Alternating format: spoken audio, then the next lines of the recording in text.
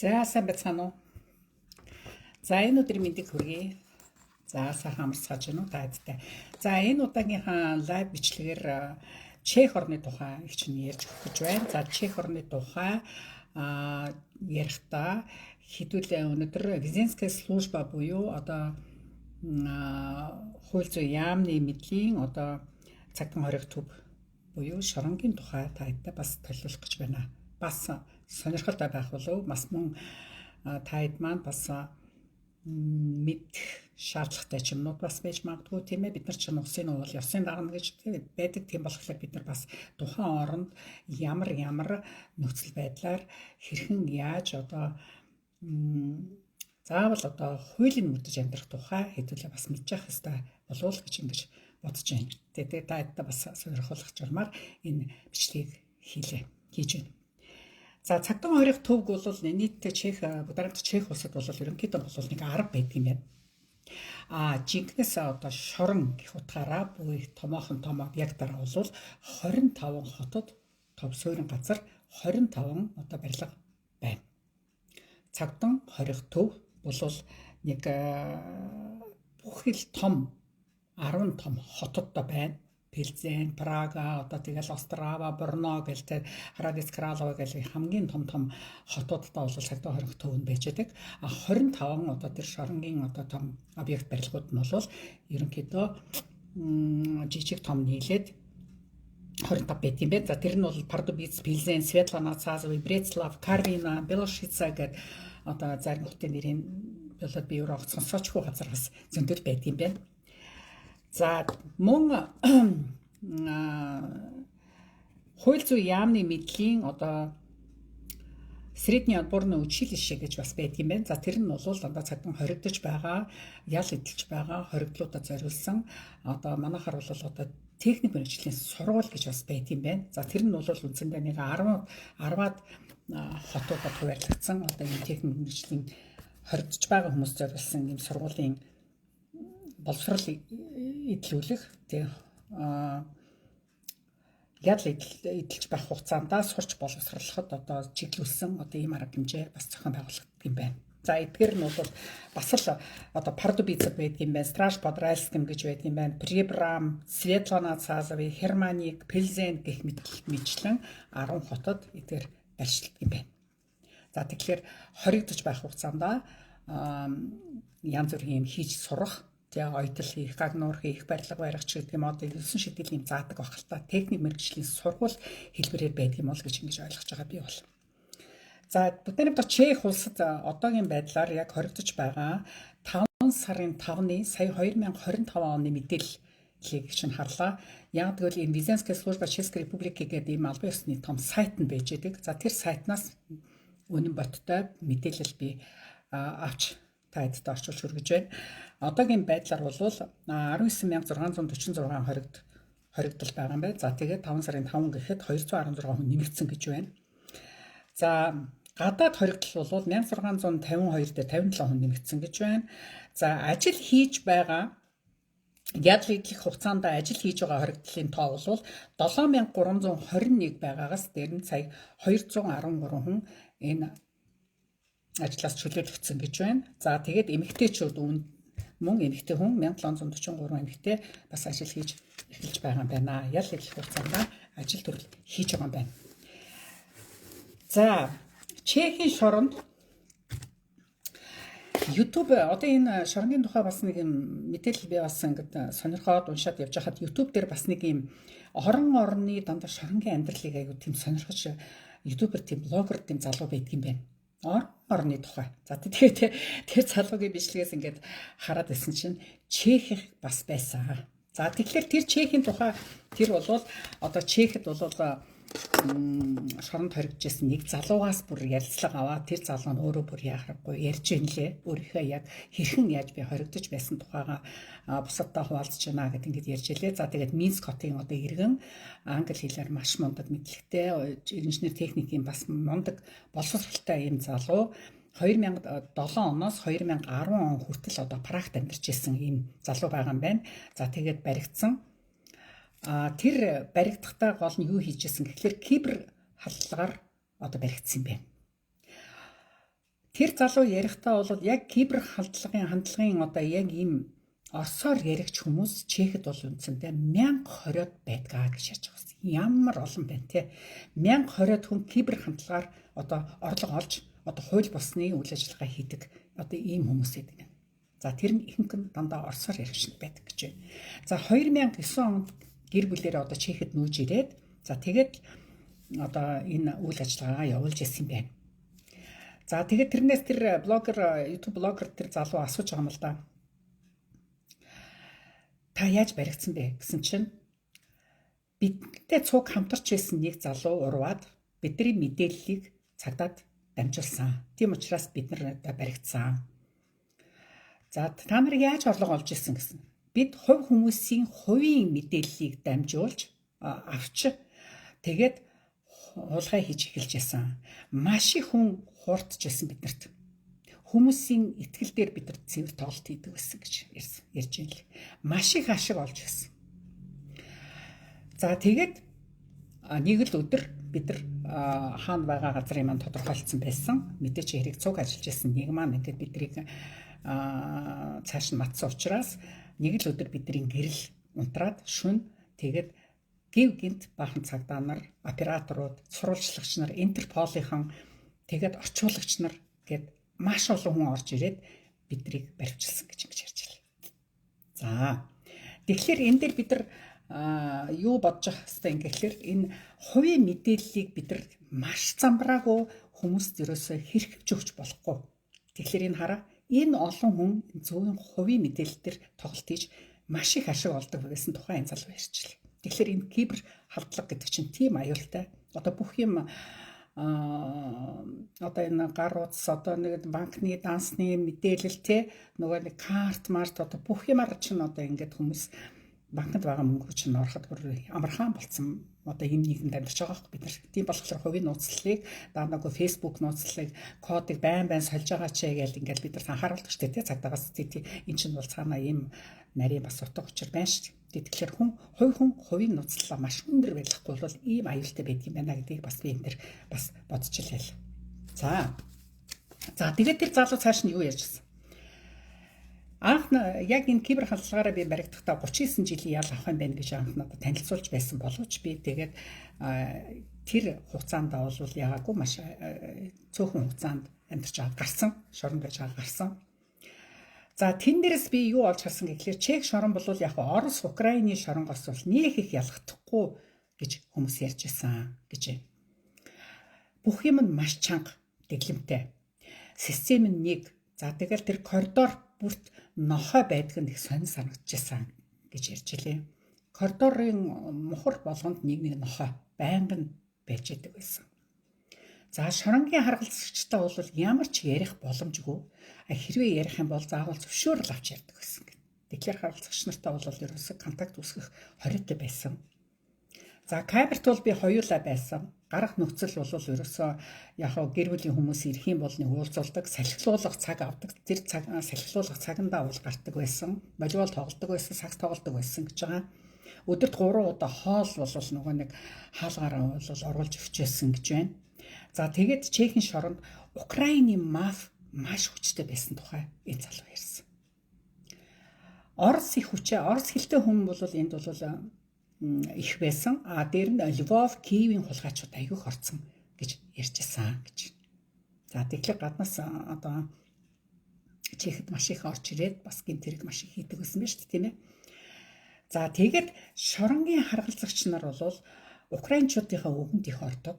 Хэл хахуулт автцсан санагдчихсан гэж. Эвгүй аацстэй. За тэгээд ер нь бол одоо манайхан за уу гэж ярил л да тий. Уунууд бол маш их байсан гэж. Тэндээс тэдрээс бид нар маш их болгоомжлдог байсан гэж. Энэ залуу бол өөрөө Беларусь үндэстэн байгаа байхгүй юу? Украинд бас биш. Тий. Тэгэхээр тэдрээс бол жоохон айж имэдэг байсан гэж байгаа байхгүй юу? За тэгээд тэд нар байсгээд тэр энэ залуу өөрөө кибер одоо тэр юунд айгу мундаг байсан болохоор байнга чи мөнгө олдог тухайгаа биднэрт ингээд зааж өг гэж айгүйх бид намайг ерөөс амар цай үзүүлдэг байсан тухай ярьж байгаа. Маш их тэрийг судлахыг хүсдэг байсан гэж. Одоо үргэлжлүүлээд хийх нь шүү дээ айгу бол тийм ээ. За яг шоронд бол чехэд өөрсдөө бол их цөөхөн байдгаа гэж бараг байхгүй адилхан гэж байгаа. А тэнд ямар хүмүүс байсан? Цагаачд тэгээд дандаа гадаад хүмүүс их байгаа харагдсан. Сербийн харууд байсан, Вьетнамаас байсан. За тэр Вьетнамын хоригдлууд бол хар тамхины хэрэгээр орсон байсан гэж хэлж илээ. Хятад хүн байсан гэж байна. За Орос, Кипр, Румын, Герман гэх мэтийн үндэстнүүд Словакууд хүртэл зөндөө байсан гэж. Нигерээс хүртэл харууд амьдарч байсан гэж байна. Цуг хоригдож байсан. За яг дотор нь бол яг амьдрал ингээд буцалж байхад бол ер нь чехэд бол яг дотроо одоо манайхаар бол халтруудтай маш их дургу байсан гэж. Халтрууд тэнд бол маш их байдаг. Бусад одоо өөр орны одоо шоронгоос бол яг тийм нэг гомо, сексийн дарамт тийм юм бол надад ерөөсөө ажиглагдаагүй. Тэр тал дээр бол баг байхгүй ч юм уу гэж санагдаж байсан гэж ярьж илээ. За ариг тамхи бол бүр хориотой байсан. За тэр бол мэдээж хэрэг бах тийм ээ. За би бол энэ шоронд байхдаа маш их ухаарлыг авсан. Яагаад гэвэл би ингээ хоригдсноос хойш миний эмээ маш их зовсон, маш их ядарсан, ээжигээ маш их зовоож ирсэн гэдгээ би сүүлд орсон хойноо л ухаарч ирсэн. Миний үйлдэлийг маш их хорж исэн боловч би ерөөсөө хүнд нь орж байгаагүй. Орцсон хойноо л би энийг ойлгосон гэж ярьж байна. Миний үед нэг 1500-аад хүн байна гэж ярьж исэн манай хоригт. Гэтэл бидний тэр хоригдол одоо хоригдчихсан газар бол 200-аад жилийн түүхтэй ийм хуучин дээр үеийн барилга байсан гэж ярьж байна. Тэгээд тэр нохооны хуцалт, нохоо байн хуцах, тий хаалга одоо шоронгийн хаалга хятнах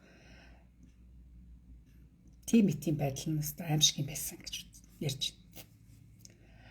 За тэгээд 21 цаг болохоор читгийн тогийн тасалчдаг байсан. Албан хүчээр бүгдээрээ 9 цагаас хойш унтаж амардаг байсан. За ном бол уншихыг зөвшөөрдөг. Өдөрт 3 өдөр болоод нэг удаа усанд оруулдаг байсан. Тамхиг бол татуулдаг байсан гэж байна. Тийм битгий зөвшөөрөлтэй бол байсан. За энд ажиглагдж байсан юм бол ер нь эерэг бодолтой хүмүүс бол шоронд ч өөрийгөө аваад явж чадах чадвартай байдаг юм байна гэдгийг би анзаарч ирсэн гэж ярьж байна. За тэгсэн чинь тэр дасгал хийн, ном уншин, гадаад хэл сурна. Яг тэр тухайн одоо ялаа нэмүүлэхгүй байх тал дээрээ бол маш их мундаг байсан, төвчээртэй байсан. Тэ хүмүүстэй яаж харьцахаа мэддэг байсан. Тийм хүмүүс нь бол их очдөг байсан гэж. Зарим нь бол дэндүү бүр эвдэрсэн, улам их тэнэгддэг, улам одоо гуниг уур нулимсаа барьж чаддаггүй. Тэгэл түнээсээ болж бусдад халдах, бусдыг доромжлох, зодуур нүдүрийг даахгүй бол тийм хүнд байдалтай байсан ч хүмүүс байсан гэж. Тэгэхээр хувь хүний зан характер чи хэр эергүй, хэр сөрөг хүнээсээ одоо ийм газар хүртэл их мэдэгддэг юм байлээ гэж тэр залуу ярьж байна.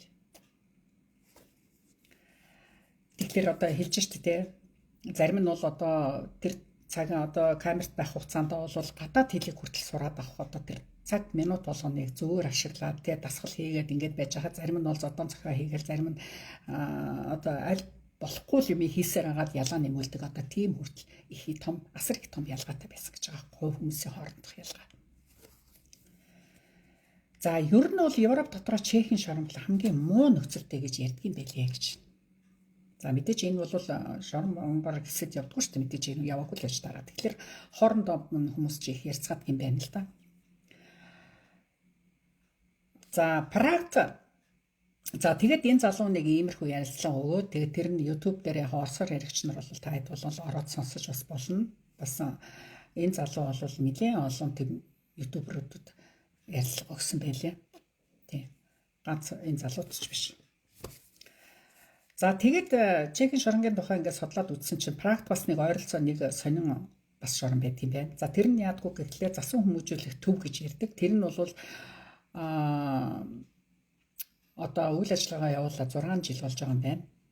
За тэгэхээр энэ яадгүй гэхлээр ерөнхийдөө бол одоо амьтан тижээх, ногоо тарих, За тэгээд 2017 оноос хойш нийтдээ тэнд 32 хүн байсан гэж байгаа. Норвеги, Финланд, Германд яг адилхан яг тийм засан хүмүүжүүлэх колони байдаг юм гин. За тэр нь ерөнхийдөө бол яллын хугацаанд дуусч байгаа. 6-аас 18 сар үлдсэн хүнээ шилжүүлж нийгэмшүүлэхэд нь тусалдаг ийм зорилготой ийм шорон байдаг юм байна. За тэгээд тэр зургийг харсан чинь ерөнхийдөө нэг тийм яг л нэг айлын нэг эзэмшил газар шиг тийм байдаг юм билээ. Тэгээд харахад бол ерөөсөн хинч одоо энийг нэг хорих газар гэж хэлэхэргүй тийм газар байдаг юм билээ. Тэнд ч мал нь бэлччихлээдэг, тэнд нь ногоо тарьж илээдэг, тэнд нь одоо өхөр малтайгаа харьцаал ингээл өвсдөж жилийн тавьж өгөөл ингээд тийм бичлэг бас байна лээ. Тэгээд тэнд тэр шорондоо бол дандаа энгийн дэглэмтэй шоронд байсан хүмүүс л шилжүүлдэг юм байна. За тэгээд гарахаас өмнө ямар ч гэсэн нийгэмшүүлэх зорилготой одоо энэ шоронд ашиглах юм байна. Шоронч гэж хаашаа ерөн засан хүмүүжүүл төв гэж нэрлэдэг юм байл тэргээ. Тэгэл туулаагаа холлоод дахиагаа үржүүлээл тий. Тэгээд тэнд нэг сонирхолтой тэнд нэг нохоо үржүүлдэг юм байна. Тэгсэн чинь нохоо сургадаг юм байна. Дасгалжуулдаг хүмүүс байдаг. Тэр нь маш хариуцлагатай тэрийг хийдэг гэж байгаа. Тэгэхээр энэ шоронгоос одоо 300-аад хүн суллагдсан гэж байгаа. Энэ засан хүмүүжүүлэх төвөөс тий. Тэгээ ихэнх нь одоо гараад нийгэмшиж одоо болж чадсан. Энгийн амьдралд орохдоо бол ямар ч саадгүй одоо тийм их айтах улсууд болоод гардаг юм байна л да. Ерөнхийдөө хөдөлмөрч одоо тийм болоод гардаг. За тэгээд тэр энэ газар нөгөө нэг сохор хүмүүс тусалдаг нохоог тэнд дасгалжуулж сургадаг юм байна. Тэгэхээр бас нийгэм тусдаа юм хийдэг юм байна л да. Тий. Одоо нөгөө нэг хараагүй хүмүүсийг хөтлөөж явдаг тийм нохоог тэнд сургаж дасгалжуулдаг юм байна. За Чех дотор хамгийн муу одоо маш хүнд нөхцөлтэй нь бол одоо Волчицад байдаг одоо шоронг нэрлэдэг юм байна. За тэнд бол хамгийн муу ч яг одоо ерөнхийдөө бол тэнд нөгөө эмэгтэйчүүдийн хоригдох төв гэж явдаг юм байна. 31-ээс 40 насны эмэгтэйчүүд тэнд байдаг болцоо гэж юм. Дундаж нас нь. За тэгээд 3-1 1 жилээр хоригдсон. Одоогоор 1500-аад эмэгтэй тэнд хоригдож байгаа юм байна. 50% нь 5 жилээр ял авцсан ийм эмэгтэйчүүд байгаа юм байна. Мөн харамсалтай тий. За тэгээд тэр Волчицад нэг юм судалгаа явуулсан юм байна л да. Яагаад энэ эмэгтэйчүүд бүсгүйчүүд маань ийм амьдралаа ингээ хязгаарлуулад одоо ингээд хориг лагерт ингээд байж байгаа юм бэ гэдэг ийм судалгаа явуулахад тэдрээс одоо хоригдж байгаа хүмүүсээс асуулт хариулт явуулсан юм байна. Тэгээд ингэж асуусан ба. За гэр бүлийн хүмүүс гэмт хэрэг танахнаас хоригдож байгаа хүмүүсээс танаа гэр бүлийн хүмүүс гэмт хэрэгт холбогдож байсан уу гэсэн чинь нийт хоригдож байгаа бүсгүйчүүдийн 22% нь тийм ээ. Аав нь юм уу ээж нь эсвэл одоо хамаатан садан ч гэдэг юм уу хоригдож байсан гэж хариулсан байна. За хар тамхинд донцсон учраас хулгай хийж байсан улсууд орсон юм байна. За хүүхдийн асрахын газар өссөн үү гэж асуухад 17% нь хүүхдийн асрах газар өссөн эмэгтэйчүүд орсон байдаг юм байна. Энэ статистик бас их сонирхолтой. За аав ээж нь уудаггүй, зододгүй, хүчирхийлж байсан уу? Чи гэрээсээ зугатаач байсан уу гэхэд нийт асуусан хүмүүсийн 20 хэдэн хувь нь тийм гэж хариулсан гэж байна. Тэгэхээр хүний амьдралаас одоо өссөн энэ зовлонг дааж чадаагүй буруу замаар орсон байна гэсэн үг шүү дээ, тийм ээ. 85% нь одоо энэ хоригдож байгаа бүсгүйчүүдийн 85% нь хүүхэдтэй байсан гэж. Хүүхэдтэй гэж хариулсан гэж. 1-ээс 5 хүүхэдтэй эмэгтэйчүүд байсан. Нөхөртэй та зодуулж байсан уу гэсэн чинь энэ айгүй амар 94% эмэгтэйчүүдийн 94% нь тийм гэж хариулсан гэж.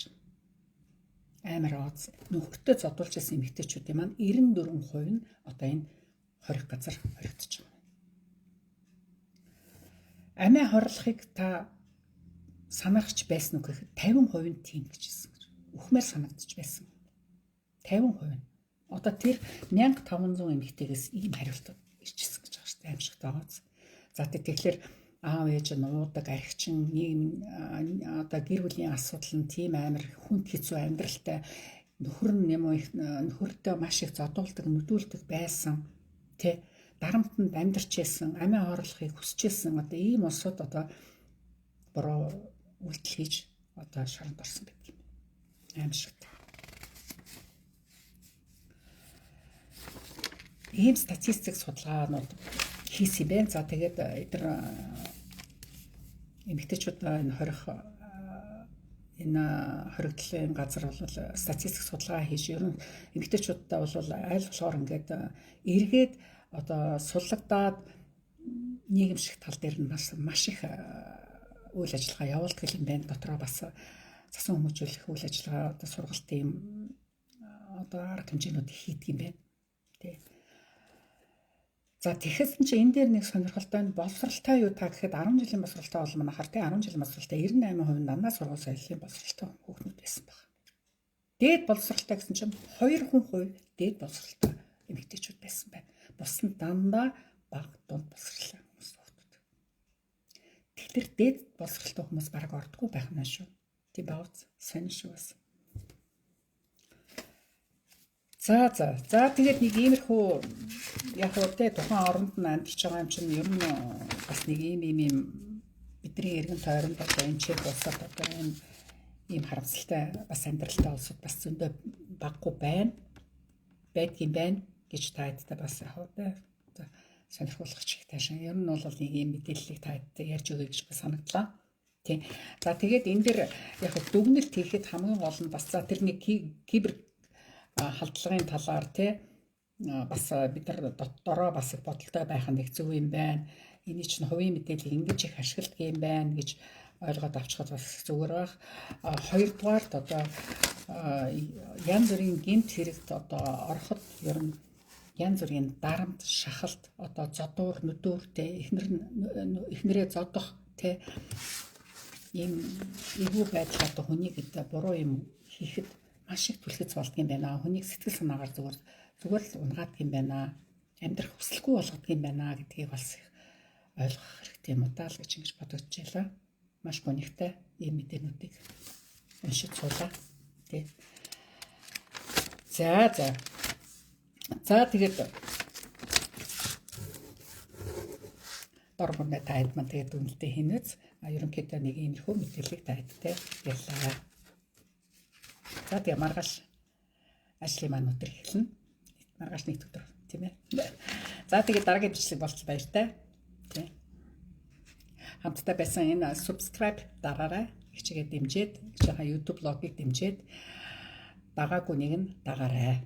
Тийм. Хамтдаа байдаг та нартай баярлалаа шүү. Баяртай.